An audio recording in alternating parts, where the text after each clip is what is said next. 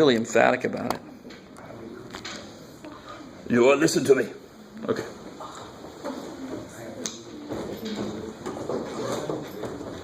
So, before we get into that inverse stuff, let's remind ourselves what the heck function notation is. So, if I put down here f of x equals the square root of x plus 1. Could somebody tell me what f of 8 is?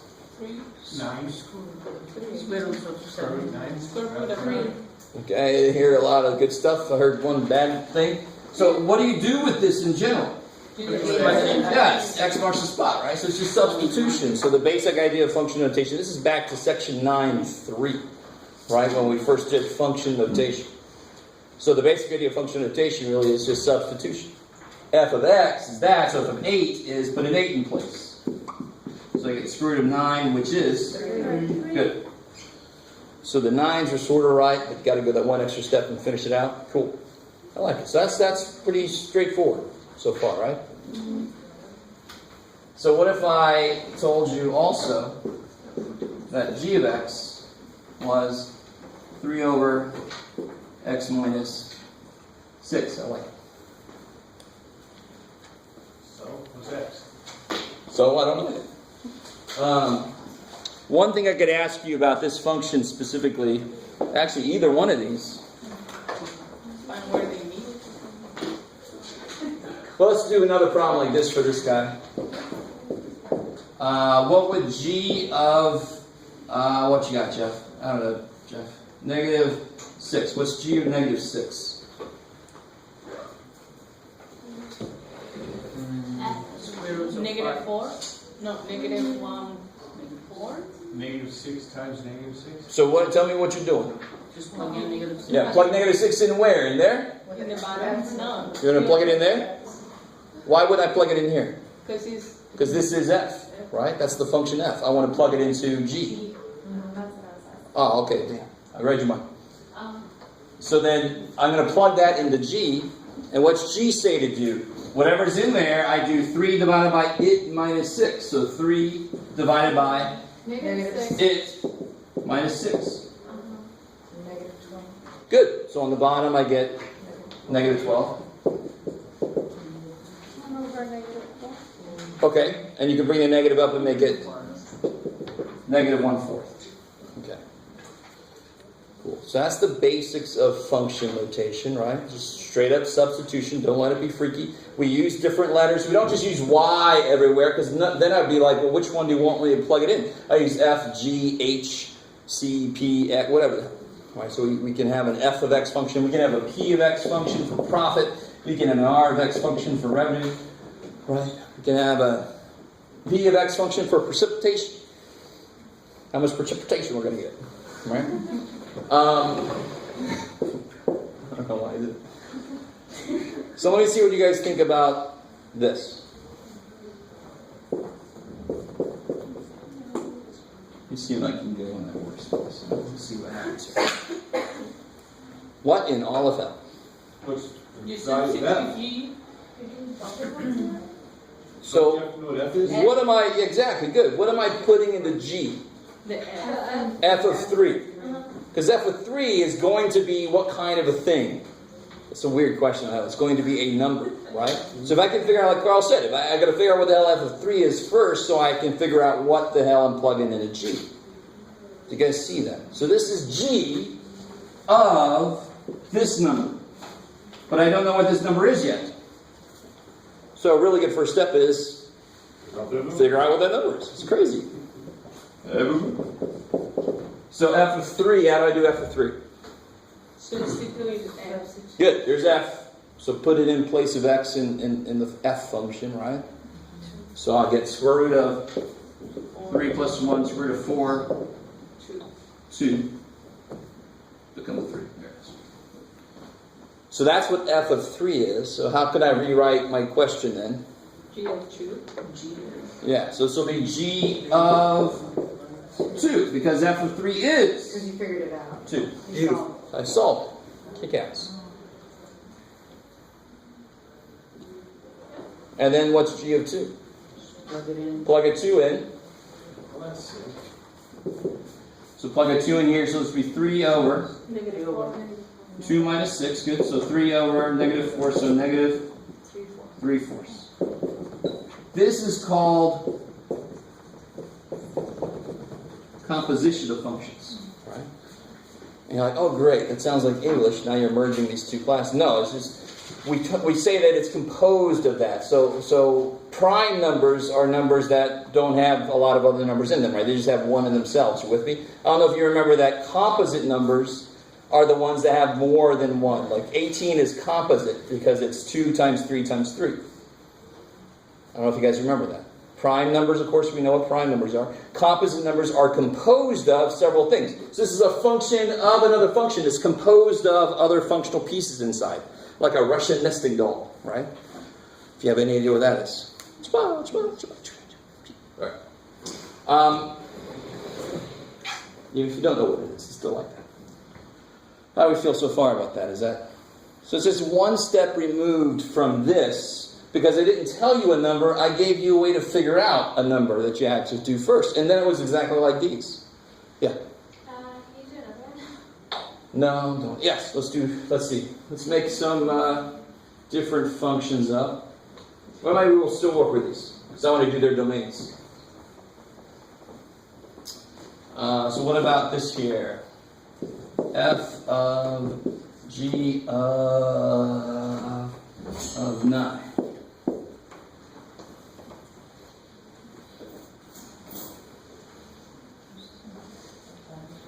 So what do I have to do first? Find out what the G of 9 is. Beautiful. Got to get the innermost. And how does that match up with our normal order operation stuff? We always go to the innermost parentheses, right? So we work from the inside out. I don't know what I'm plugging into F, so I got to figure out what that is first. Are you plugging in that into that X? We have G of X there. Good. So now, if I can try to do this all in one step here, G of 9 is going to be 3 over 9 minus 6. Is that cool? Yeah. That's what G of 9 is. Yeah, good. So this will be 3 over 3, which is 1. You guys still with me? So you work on the inside, and then you work out from there. Yes, sir? So no matter how many you have, you get an F of G of I love where you're going. I love it. You just go from the inside out, out, out, out. You could actually have F of F of F of F of F of F of F of negative 1. And so you just put a negative 1 in, then put that number in, and then put that number in, and then put another number in, and then just slowly go crazy. What is F of 1? Square root of 2. I love it. Square root of 2. Yes, I can't do anything with that, so I stop. So F of G of 9, I don't know how to do that. I got to figure out what G of 9 is first. If I know what that number is, I can just plug it into F. So I figured out what that number was, and then I just plugged it into F. So that's composite functions. They're functions composed of other functions. Okay. Let's do one more example of that. Actually, let's do the domains, and then I'll give you some other functions and let you try it on your own. Let's do that. What about domains?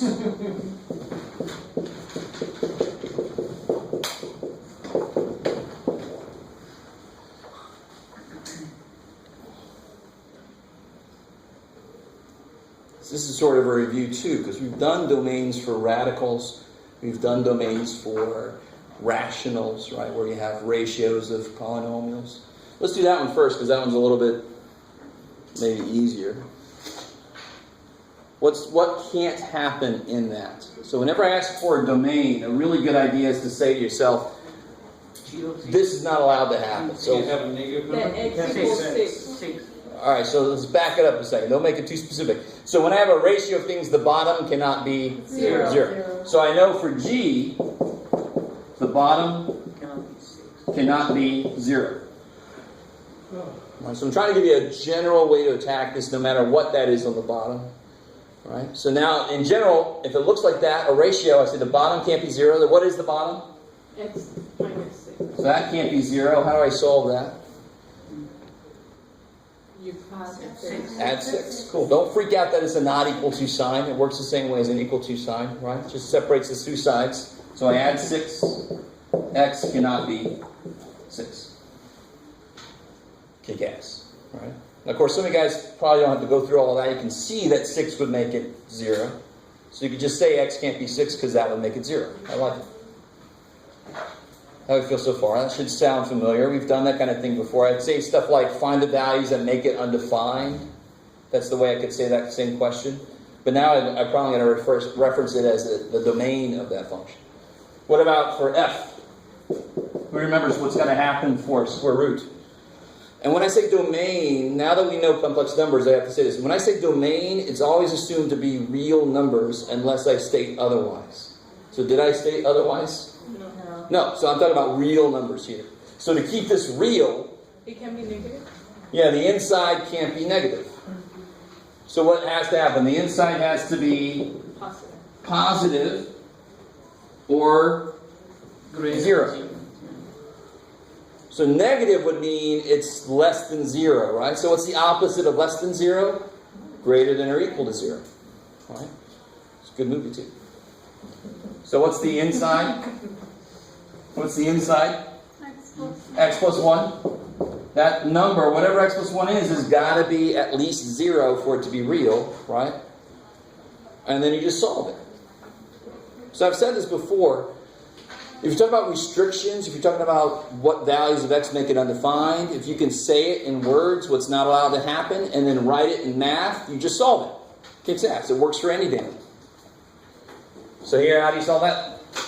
X equals -1. Subtract 1, x greater equal to -1. So it's got to be at least -1 to work. Right? So if I try to plug a -2 in, what happens? -2 plus 1 is -1. Radical -1 is not real, so that wouldn't be allowed. Cool. So with that, like that, we already set the domain. We don't have to do from 0. Or like. Oh, so and the whole idea is that the number inside is represented by x plus 1. I don't know if this is what you're asking. So sometimes people are telling me the answer here is it can't be 0. That's not the answer, is it? No. The answer is it can't be 6. So they're thinking at this level. They haven't solved for what value of x makes it happen. I can see how you could think that. Yeah. Because you're too stuck on that. But whatever the expression is, can't be 0. And you're trying to break it down to, okay, what x value makes that happen? That one does, so I can't allow that. My question, I get that, but my question was like, for example, in that one, greater than 0, do we have to put like -1 to infinity? Oh, I see. If I ask for interval notation, what would that look like? Oh, it's only if you ask for that. Yeah. Okay. If I ask for interval notation, what would it look like? -1 to infinity. All right, -1 to infinity. Sure. That's not good enough. Parentheses and brackets. Oh, Yeah, which ones goes here? Close. That one's close. Yeah, that one's got to be bracket. You never include infinity because you can't get there. Always switch them up. Damn. I know. Don't do that. And in the other one, in G, Oh, this one will be a little freaky because you can say -infinity up to 6, start over again and go to infinity. So that's like, I look at this as saying skip 6. Start at -infinity, go to infinity, but oh yeah, skip 6. they're open. Yeah, because it can't be 6. Cool. That's that sign for not include, right? Or what is that sign again? Or This one here? Yeah, it's or, yeah. So the numbers that work in this are in here or in there. Cool. All right, maybe. So mostly that was review. All right, so let me give you 2 more functions and you guys try some of what we just did. And I'm going to finally shut up for a little bit.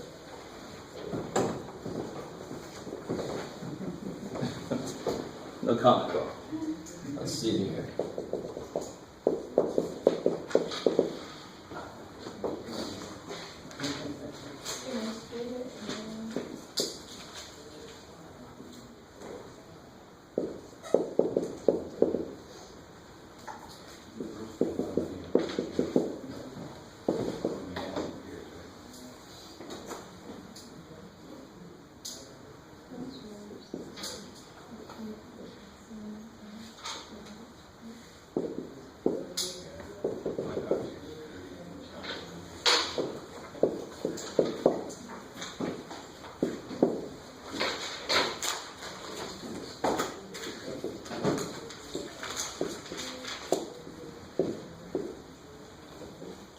Alright, so g of negative 3, g of f of 3, and then figure out the domains for each one of those.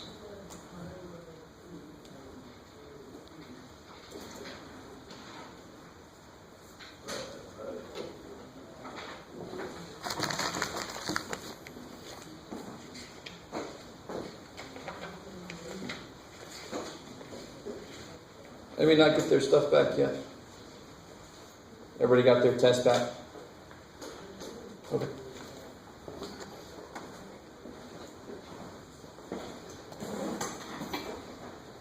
Oh, thank God.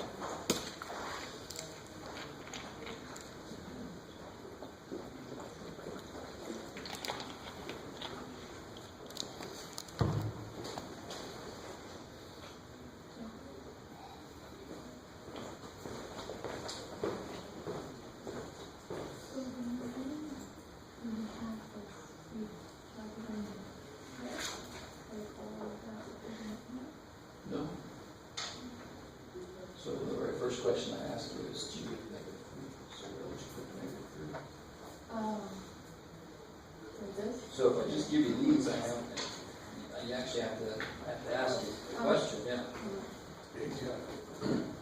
The first one says f of x, but you don't see what f of x is. Yeah, f of x is cube root of x plus 1. Well, how do I know what x is? I gotta give it right. Yeah, number 1, g of negative 3. Number 2, g of f of 3. Oh, okay. And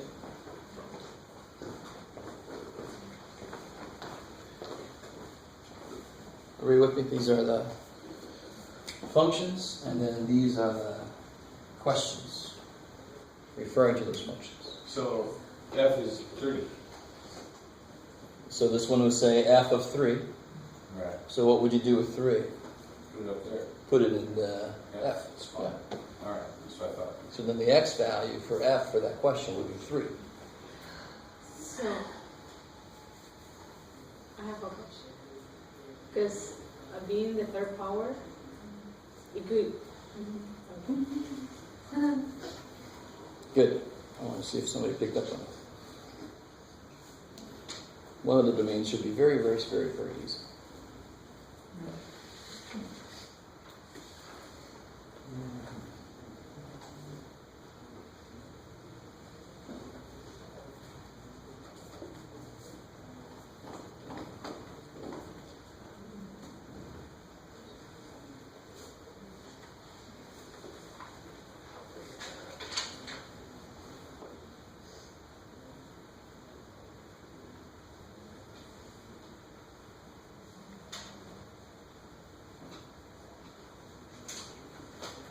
This one.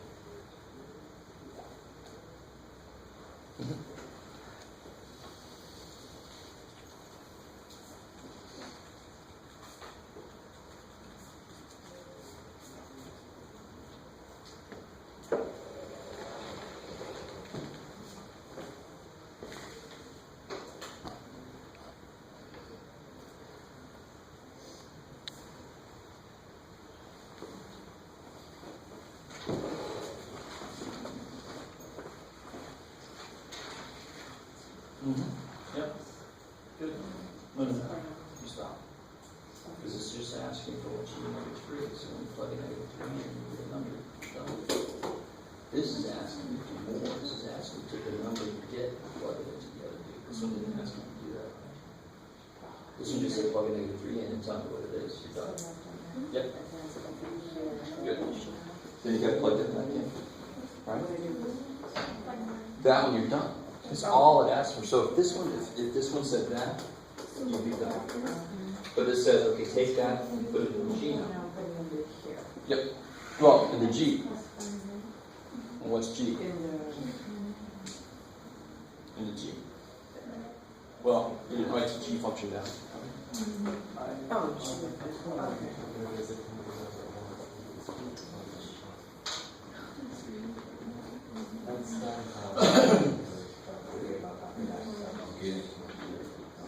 What's up?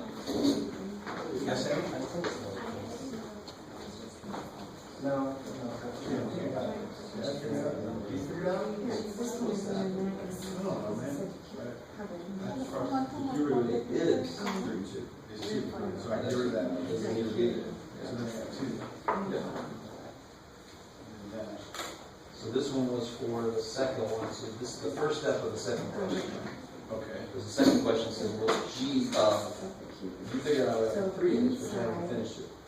Okay. Because it says take that to 3 and put it in G, right? And then just solve. The other one's good. Oh, I get it now. And then, Okay.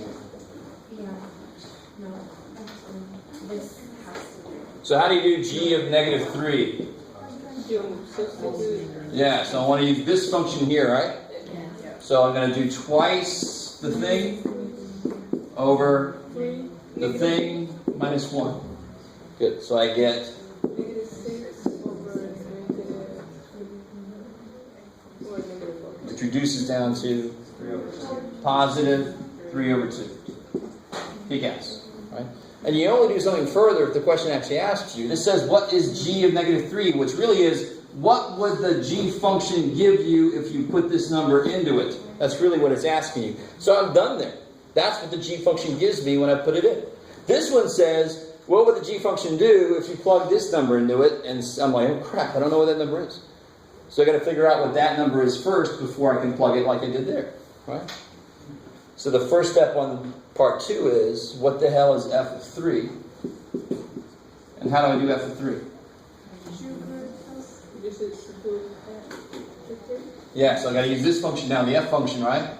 So I did the cube root Of of 8. 8, which is 2. 2. So that one I'm going to plug in here now. So now what's G of 2? 2 times 2 divided. Good, 2 times 2. So now I'm going to plug it into G. 2 times 2 over 2 minus 1. 4 over 1 is 4. Kick ass. Let me move this question up there.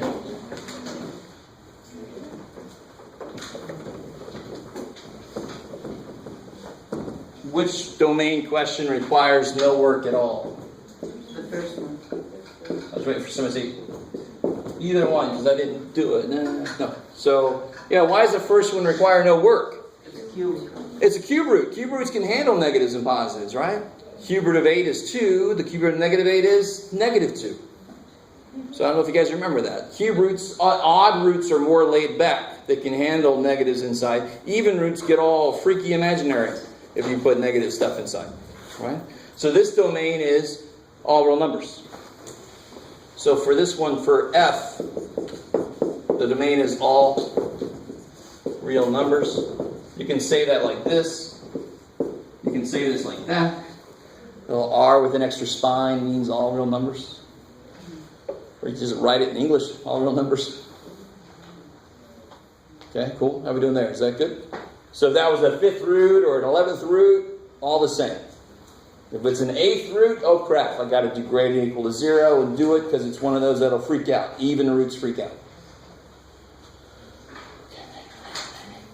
I'm just looking, never Can, just say it one more time, because like the last question, the last one we had, where you had, it could not be equal to 6, so here you have domain as all known numbers. Exactly, because it's a cube root.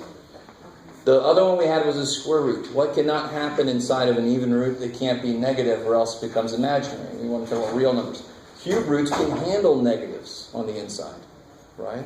And that's because if I cube something, so if I have negative 2 and cube it, what do I get? Negative 8. Negative 8. The negative doesn't go away. It's still there.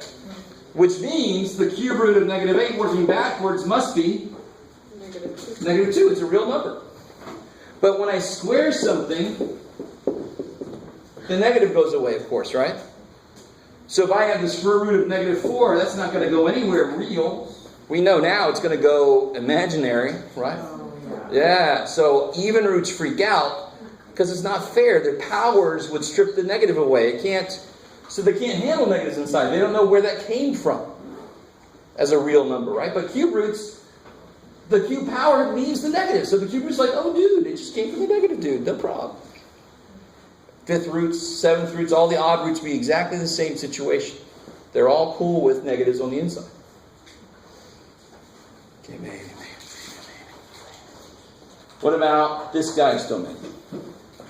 X minus 1 divided Why do I not care about the top? Because the only thing that would make this freak out is if I was dividing by 0. So don't set the top equal to 0 too. If the top is 0, it's just 0. Who cares? The bottom can't be 0. That's what makes it undefined. That's what makes it freak out. Right? So x minus 1 can't be 0, so x can't be 1. Cool. I like it. And you can write your answer just like that. It's fine. Okay, yes. So if we have 0, the square root or the cubic root, that's 0? Or Totally, yeah. Because it's kind of funny. The third root of 0 would be, what do I multiply by itself 3 times to get 0? 0. 0. Yeah. So this way 0 is totally fine inside any root. Right? Because the answer would just be 0. Yeah. Same thing with 1, really. Yeah. Okay. So how are you feeling about that kind of stuff? Is that you can actually sink your teeth into that kind of stuff. Just throw it in there and crank it out, right? So let's talk about slightly weirder stuff, the inverse idea.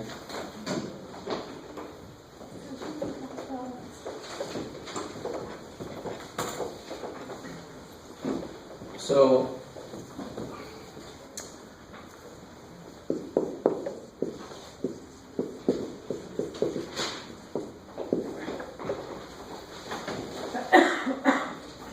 what an inverse function is supposed to do is it's supposed to undo what a function did. So that's why if my function was x plus 1, let me show you the symbol for inverse. It looks like this. And that's a little bit evil because it looks like it's trying to be 1 over f. That's not what it means. It means the opposite function. What would the opposite function do here? If this function adds 1, the opposite function should subtract 1. There you go.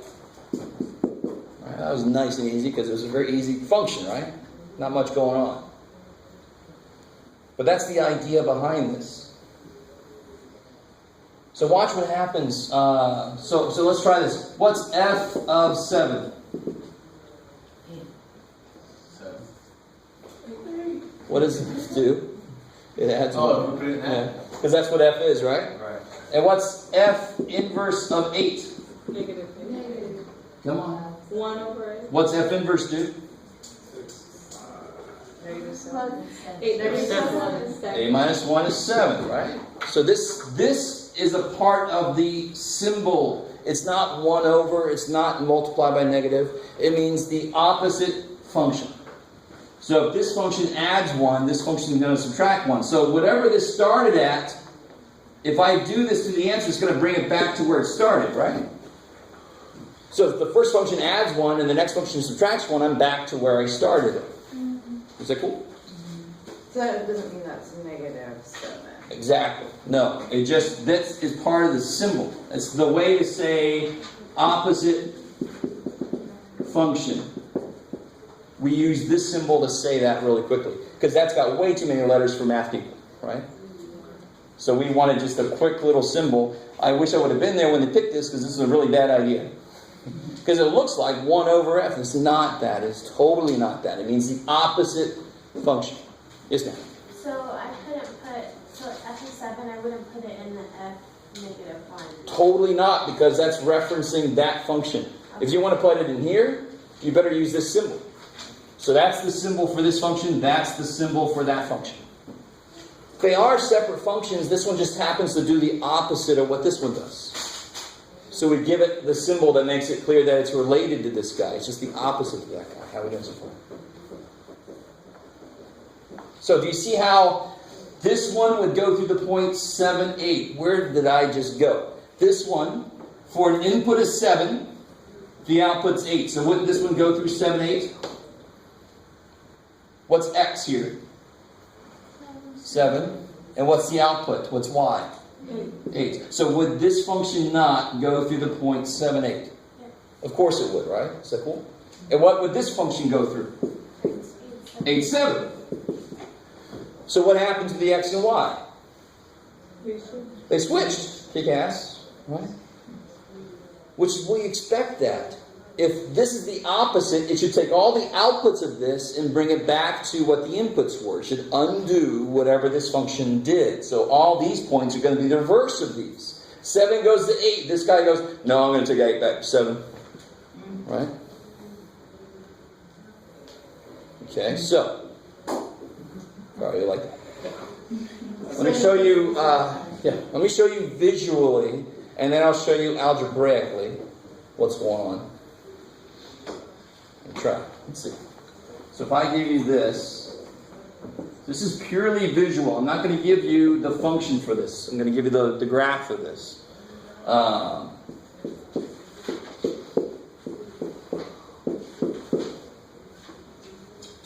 Let's see there.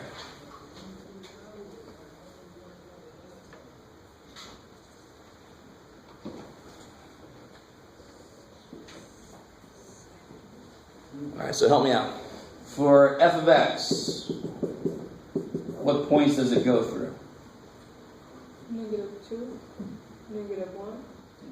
-2, -3. So the point's got to be x, y, right? It goes through the point, -2, -3. Okay. So point's got an x and a y piece. What else? 1, 1. Yeah, -1, 1. What else? 2, 2 and 3. 2, 2, 2. and 3, 3. 3, 3. Cool. So now watch this. I don't know what that function is. I just know the points it goes through and what it looks like. I don't know what the function is. Is it x plus 7 over x squared? I don't know what the hell it is. But what is f inverse? What's it got to go through? What points must it go through? -3, -2. Exactly, because what's it going to do to it? It's going to take all the outputs and bring them back to the input, because it's going to undo what this function took that and made it this. So what's the opposite going to do? Take that and make it back to this. It's going to undo what was done. So this is going to go through -3, -2. 1, -1. And the last two are easy. 2, 2, 3, 3. So switch those into this. Good. So if I graph that, you see something very interesting. So let's graph these points. Let's graph f inverse. -3, -2. 1, -1. 2, 2, and 3, 3. So look what this looks like. Become that. Okay. Cool. Where would you say the mirror is between those two? Now, this is a little weird. Like, 0, 0? no. There's a line. -1, 1. No. That's a point. A mirror would be a line through. Yeah. So, Would it Where they intersect? so the mirror would go. yeah, like that. Okay, but you can't answer it as a point because it's got to be more. So you could say the line going through 0, 0 and 1, 1. So what line is that? You guys see what line? It goes through 0, 0. It goes through 1, 1. Isn't it symmetry? What's the equation of that line? What's true at every single point on that line? It goes through -1, -1. It goes through -2, -2. For every point in that line, the y value and the x value are the same. The same, because it's 1, 1, 2, 2. So the equation of that line is the y has got to be the same as the x. The equation is y equals x. So think about this a little bit. It's not important to be able to do this, but this is the idea. The reason that visually it flips over the y equals x line is because I switch the x and y. If I switch the x and y, it's going to end up visually swapping over the y equals x line. So what you really have to get out of this is an opposite function is going to do the opposite thing. It's going to switch the x and the y. So I do like to give you graphs, and then I ask you to graph the inverse. And all you got to do is collect the points the graph goes through, turn them around, and then plot those points. And you know you're right if you get that nice symmetry going on, right? If it's symmetric to each other. You with me? Like it's a mirror image down this diagonal. You know you're right then. So what about algebraically? If I give you a function and say, find this guy's inverse. And I'm not going to give you x plus 1. I'm going to give you something a little more interesting, right? Because you know me. So if I say, find f inverse given f of x equals 2x minus 7 over over 11. Now this is the awesome thing. It looks like you guys, I said this enough that I think you all understand. The basic idea of what an inverse does is it takes the xy points and flips them, right? So algebraically, the really kick-ass thing is it does the same thing. Where's my y in that equation? Let's bring y back in. 11. No, come on, I guess we do. What? What took the place of y? F. Good. So let's put it back to y. Function notation is a kind of an improvement over just a little y dude, right? Let's bring y back in, because again, what does an inverse function do? It takes the x and y and flips them. So do that. So what I always do is this. You're not going to see this anywhere, but I always draw a little dotted line to tell myself I am about to do something that's not computational. I'm going to apply a concept. Look what I do. So there's no way I can go from there to there algebraically. You with me? Because all I did was just freaking... But why am I doing that? Because I'm trying to find the inverse function. That's what it would do. So then what do you think I do next? Change the sign. Solve for y. Oh. And do you see how if I start solving for y, am I not going to end up doing all the opposite things? What's the first step to solve for y? Figure out what y is. See, That's the overall idea. What's the first step? X equals 0? What's the worst part about that equation? It's a fraction. Beautiful. How do you kill a fraction? Multiply by 11. 11. Yeah, just multiply by 11. What was the original function doing? Divided by 11. What's this function going to do? Multiply by. Holy shit. So that's why this makes sense. If you replace x and y, and you start solving for y, you're going to end up doing all the opposite stuff. So of course your result's going to be the opposite function. What's the next step here? So here these dot. Bam, bam. You pass the Just solve for y. Nothing major here. Nothing different. You just solve for y. You add 7. Add 7. And then Divided by 2. divide by 2. So y equals 11x plus 7 over 2. So help me out. What did the original function do with 7? Subtracted it. What's my function do? Adds. What did this function do with 2? To my input. Multiply. What's my divide? And the 11 we already talked about, right? So that, I'm not going to just call it y. Actually, I'm going to call it f inverse of x. That's the inverse. That's the function that would undo what the other function does. I created it by doing all the opposite operations. That's what solving does. Maybe. Now, why is this important? Because, again, if you were going further in math, you would learn newer and newer functions. And every time you learned a function, you would have to learn its inverse, or else you could never solve an equation with that function in it. If you didn't know what division was, you could never solve an equation with multiplication in it. You're done. You can't do it. Too bad. You guys kind of with me? So believe it or not, there are a ton of functions that you don't know exist that do exist. Right? So if you would learn about them, you have to at the same time learn about their opposite functions. So then you could solve equations with them in it. It's what we've been doing, but we've been doing the functions we already kind of know. All right, so you guys try this one. Find the inverse function for this.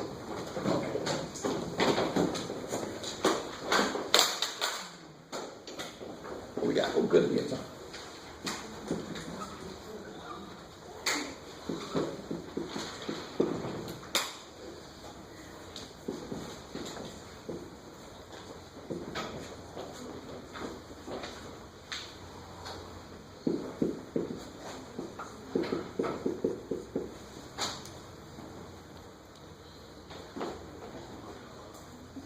Now, let me say this before anybody does. Do not FOIL that out. You do not want to do that. Okay.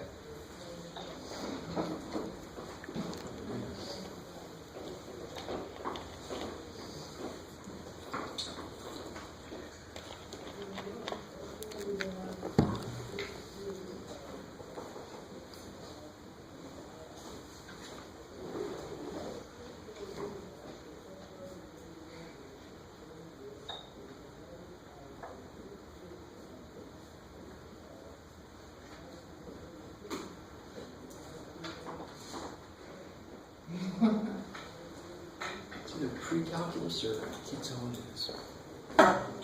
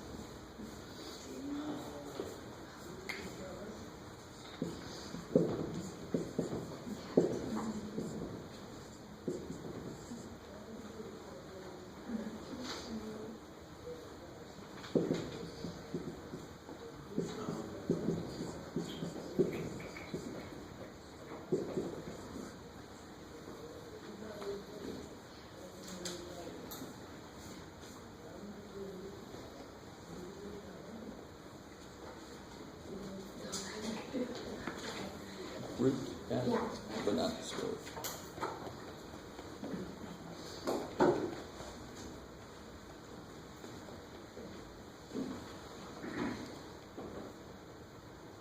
So we know how to solve equations that have parts of it that are cubed, right? I mean, what's the first step we got to do? Cube root 5. Yeah, we got to get that 5 out of the way, right? We got to isolate where our variable is stuck, right?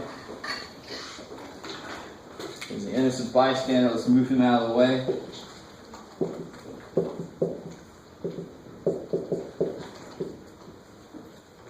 Right, so now we can destroy that thing that's got our y pal stuck, right? Try to go get him. And move the 5 out of the way so they don't die too. If you did the cube root over here, that would so desperately suck. Because there's nothing I could do with it. That 5 is stuck inside the root now. It's just so desperately sucks. I need to get him out of the way, so now when I do the cube root, it cancels.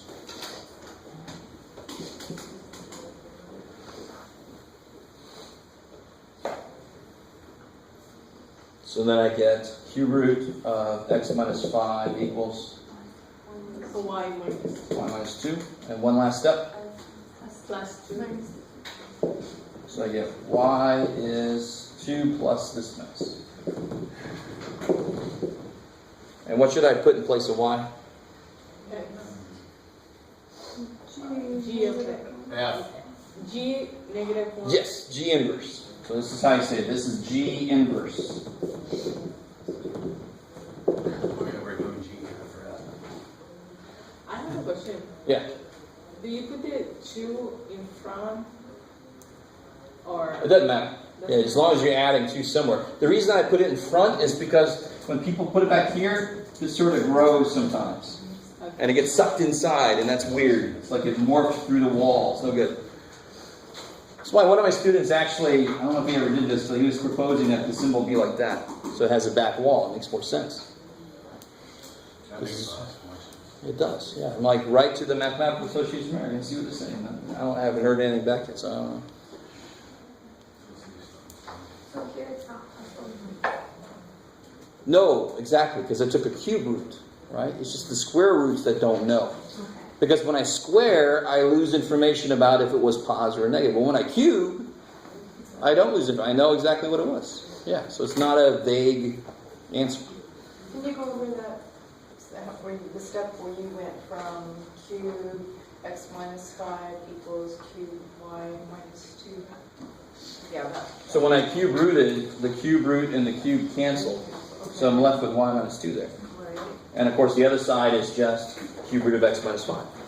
And you can just, so when you added the 2, that isolated y by itself, and then that 2, I guess that's the part I'm confused on. That, Well, it can't go in here, right?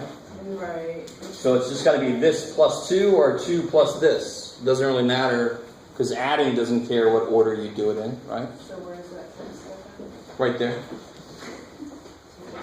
2 plus this, Okay. right? 7 plus 2 is the same as 2 plus 7. So you can put the 2 plus in front. And it's just like what I just said, so it doesn't get sucked inside. Okay. That's why I put it out front. Cool. Same reason why I tell you put the I in front of the radical, so the I didn't get sucked in front. The square root of I is freaky. Okay. Let's see. Oh, one last thing here. One last new idea for you. Semi-new. And then I gotta explain something the book does that I hate. Alright. So let me see. So real quick, let's do a couple of things with what we just got. We got g of x is this here. And we got g inverse of x is this here. So let's do a couple of things with this real quick. What is g, ouch, g of, oh, it doesn't really matter, Jeff. G of, just do it before.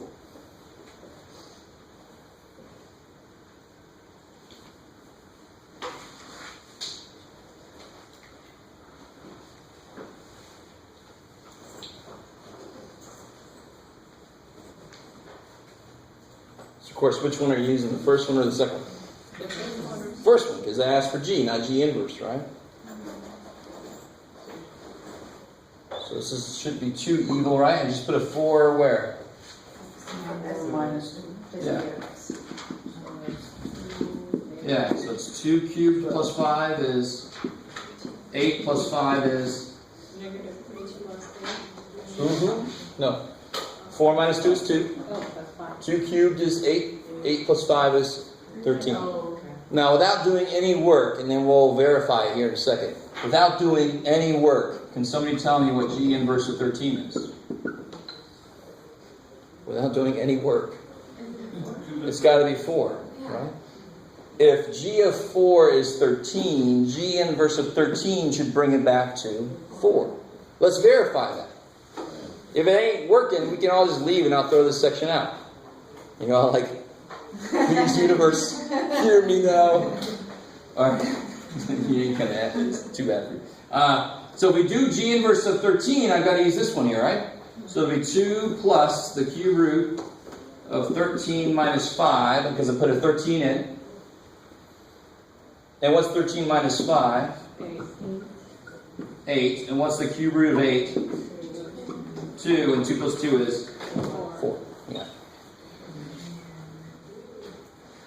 So don't bet against the math guy. You have to check it like that too. You don't have to, but I can't remember if it says so. Somebody say, no, they don't say that. Nope, they sure don't. Sometimes in books they would say, verify that it is the inverse. And this is the verification step. You plug. Now this is actually not good enough. This is the new thing I want to tell you. This is old. I just want to look to see if that looks right. And it looks right. Sure enough, I plug something in and the inverse takes it right back to what I had in the first place. So it looks right. But the way to really prove it, this is not a proof. Anybody tell me why this is not a proof that they're inverses? Because if you did it wrong, then you're just missing it. Even worse, we only proved it for one number. So if I wanted to do this way, I'd have to use every number imaginable. That might take a little while. So the better way to do it, what of course stands in algebra for every number imaginable? X. So what I do is this. Oh, you're going to love this. To verify that G and G inverses are inverses of each other, G and G inverse, I take G and I plug G inverse into it. Alright, so this is a semi-new thing. We've done this before when I had numbers in the very inside. Here I've got a function going into another function. This is not multiply the two functions. This is put this function into this function. So what's G inverse? 2 plus root, x minus 5. So I'm going to put this in for G. Oh, yes. This is the moment you've just been hoping. You're like, it's too easy, Jeff. Give me something really weird looking. There's one thing I can do. It's that. And you just have to let go of the weirdness. We know, whatever the hell, if I said G of Jeff, what would you do with Jeff? You would put him in there. I don't care what the hell this is. It could be anything. Be the 11th root of m minus 7 times, who cares? I just put the whole damn thing in. So what do I put this whole damn thing in. So that goes in place of that. And now finish it out. Minus 2 cubed plus 5. So do you see that's x minus 2 cubed plus 5. That's what g is. And what did I put in place of x? That. Now the part you got to realize is this should actually be easy. Look at the very first thing that happens. 2 and 2 goes on. Yeah, you know that these are inverses. We know we did our job right. We know this should work. So everything should just cancel. And the cube kills the cube root. So what do I have left here? X minus 5 plus 5 equals 0. no, is x. So what does g inverse do to x? Weird shit. And then what does g do to that? Makes it back to x. So I made it back to what I started with. So this is a proof. Why is this a proof? Because x represents every number. Way too specific. You proved it for this number. Now I proved it for every number. That's why it's a little bit harder, because we're proving for an infinite number of things. That should probably be harder, right? So say you give us two functions. And I say verify that they're We inverses. just need to get Yeah. to x. And to tell you honestly, it didn't matter which. I could have put the g inside of g inverse. It doesn't matter. Put one of them into the other one. And it should boil down to x. That means they cancel each other out. You have to do all those steps in order to check it out. Yeah, actually, yeah. If they ask you to. You don't have to. Trust me. Just give me one way. That would be the way you verify. Yeah. Let this whole section. Oh, and the one thing the book does that I really wish they would stop doing.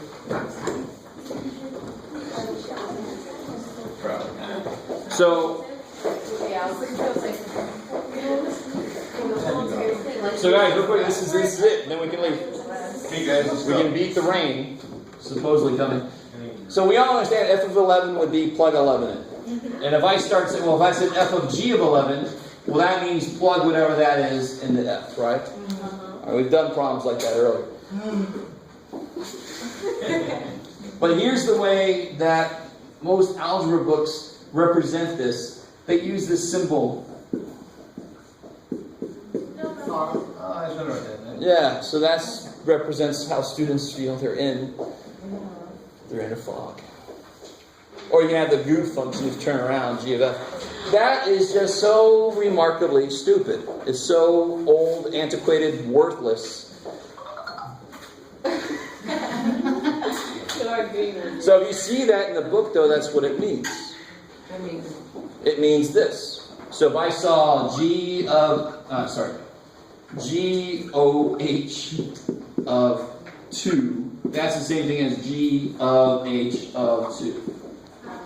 The second dude is inside the first dude, right? Just this symbolism doesn't make any damn sense. So I apologize on behalf of I think Matt. it was someone that just wanted to mess with people, so they decided to throw that in. Probably. It's like there's not enough circular symbols in the... All right. I hate my life, so let's make everyone else. So number 8 on the practice test relates to section 14.1. So on Thursday, there it is, I'll have the answer key for the practice final. So we'll review for that. Say, oh yeah, I'm going to give you all the homework back. You'll probably have no marks on it. We'll see if I can create anything else. Okay, cool.